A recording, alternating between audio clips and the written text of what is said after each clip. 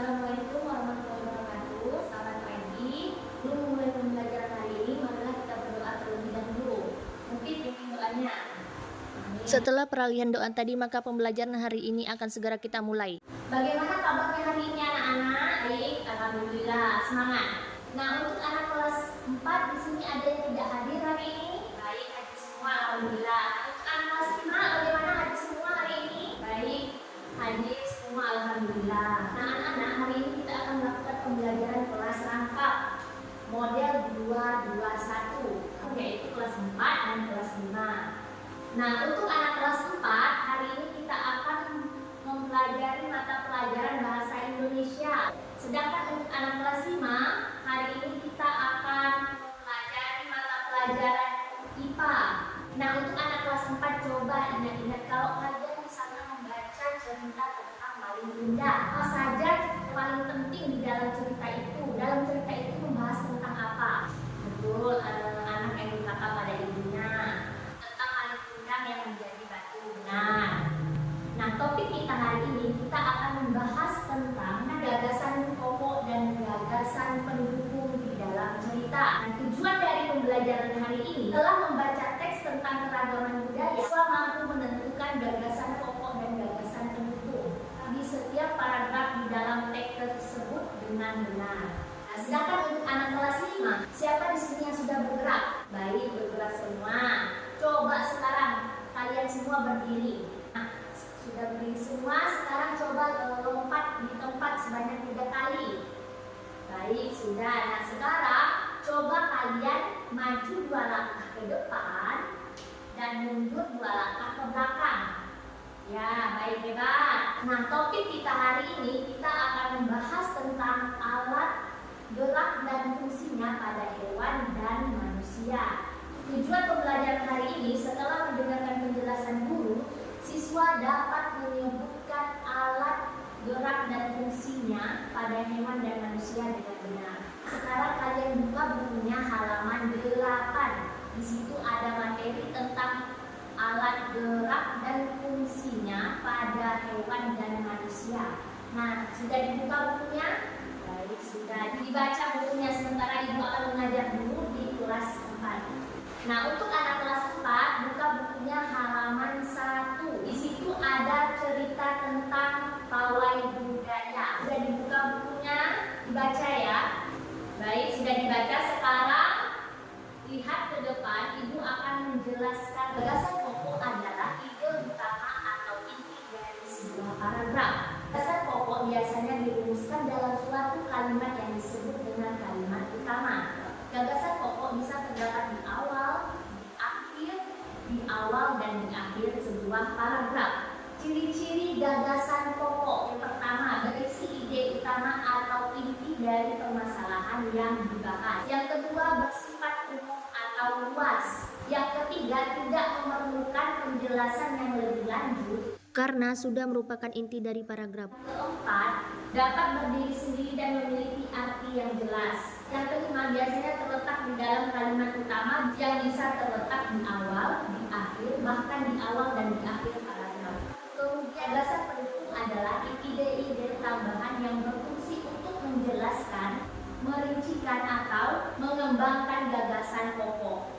Kalimat-kalimat yang mengandung Gagasan pendukung. disebut kalimat penjelas. Ciri-ciri gagasan Pendukung. yang pertama, bersifat khusus atau spesifik. Yang kedua, memuat penjelasan, data, contoh, atau rincian dari gagasan pokok. Yang ketiga, tidak bisa berdiri sendiri. Yang keempat, jumlahnya bisa lebih dari 1 kalimat dalam 1 paragraf. Yang kelima, sering menggunakan kata penghubung untuk menghubungkan informasi.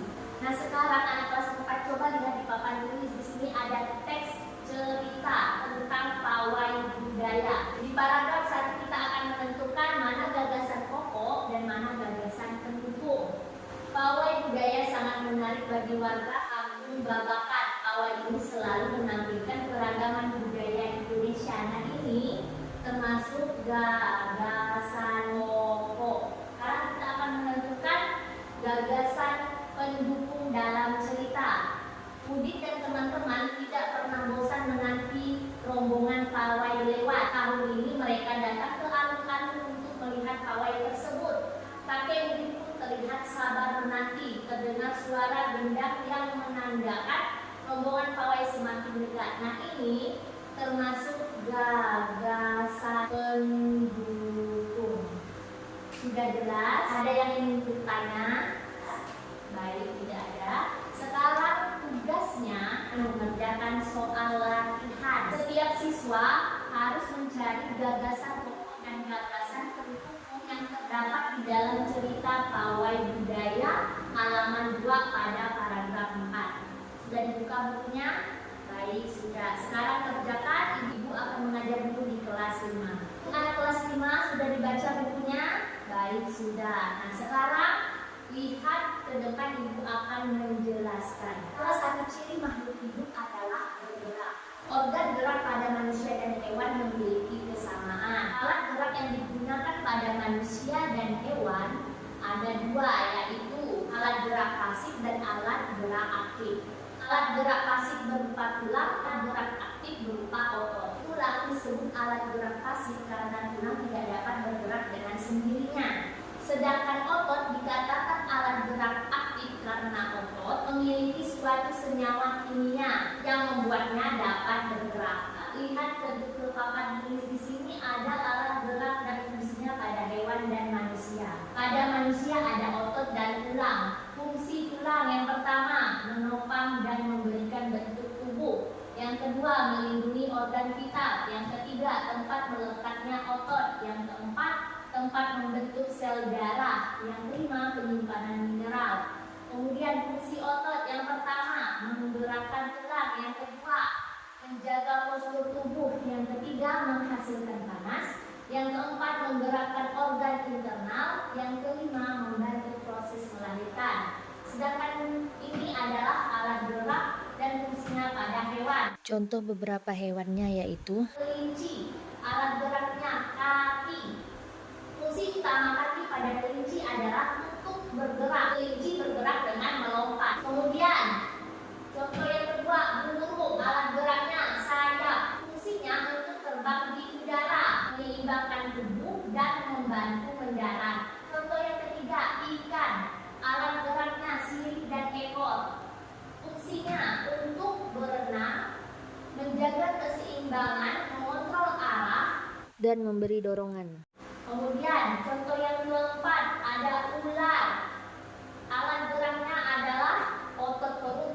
Fungsinya bergerak dengan melata atau meluncur di permukaan. Sudah jelas? Ada yang ingin bertanya? Baik, tidak ada. Sekarang tugasnya Kita akan mengerjakan soal latihan. Buka bukunya halaman 14. Di situ ada 6 soal esai. Sudah dibuka bukunya? Baik, sudah kerjakan. Untuk anak kelas 4, kelas 5 sudah selesai mengerjakan soal latihannya? Baik, sudah. Sekarang kumpulkan. Ibu ucapkan terima kasih kepada anak kelas 4 dan kelas 5 yang sudah mengerjakan soal latihan dengan sungguh-sungguh sehingga hasilnya sangat memuaskan. Hebat. Nah, sekarang anak kelas 4 apa saja sih yang telah kita pelajari tadi? Yang pertama, kita sudah membahas tentang pengertian gagasan pokok dan gagasan pendukung. Selain itu, kita juga sudah membahas tentang ciri-ciri gagasan pokok dan gagasan pendukung. Kita juga sudah menentukan mana yang termasuk gagasan pokok dan gagasan pendukung yang terdapat dalam cerita Pawai Budaya. Nah, sedangkan untuk anak kelas 5, apa saja yang telah kita pelajari tadi? Kita sudah membahas tentang alat gerak dan fungsinya pada manusia dan hewan. Nah, ada tidak kesulitan yang kalian alami selama mengikuti proses pembelajaran hari ini? Ada yang belum mengerti? Tidak ada? Sudah paham semua? Baik, alhamdulillah. Ibu ucapkan terima kasih kepada anak kelas 4 dan kelas 5 yang telah semangat dalam mengikuti proses pembelajaran kelas rangkap model 221 ini. Untuk kelas 4 pertemuan berikutnya menyajikan cerita yang memuat gagasan pokok dan gagasan pendukung. Sedangkan untuk anak kelas 5, pertemuan berikutnya kita akan membahas tentang manusia dan lingkungan. Nah, pembelajaran hari ini telah selesai. Mungkin pimpin doanya. Amin. Alhamdulillah. Assalamualaikum warahmatullahi wabarakatuh.